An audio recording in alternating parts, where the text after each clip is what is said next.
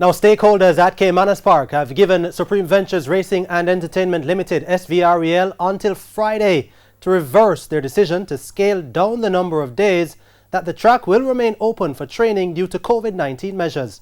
Denise Walters has this TVJ Sports follow-up. The exercise regime cut from 4 days to 3 days and to 2 days is a death sentence for horses. That's champion trainer Anthony Nunez speaking to TVJ Sports after a stakeholders meeting at Caymanas Park on Monday.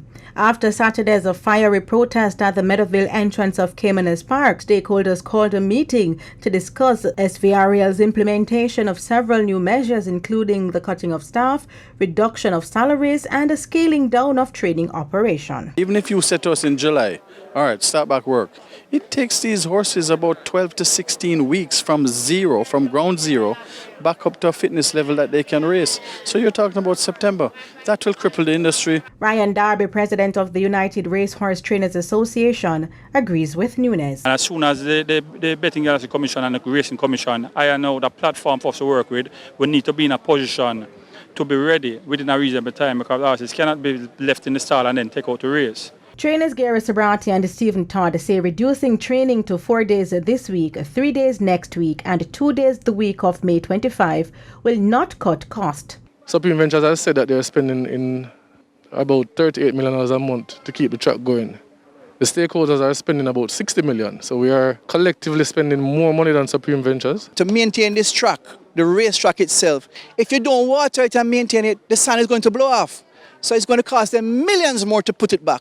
So they have no intention of taking care of poor people down here. General Manager of Racetrack Operations Anthony Shakir, who previously served as chairman of the Jamaica Racing Commission JRC, says SVREL has to be solution-driven. You cannot hold an industry that supports over 30,000 people to ransom. You're not going to win. You're not going to win. Meanwhile, jockey Prince Holder, who was injured in a nasty spill riding struck by Grace in a race where 2 other jockeys fell on December 26, 2019, says something has to give. Although the COVID are going, you need to make a race run.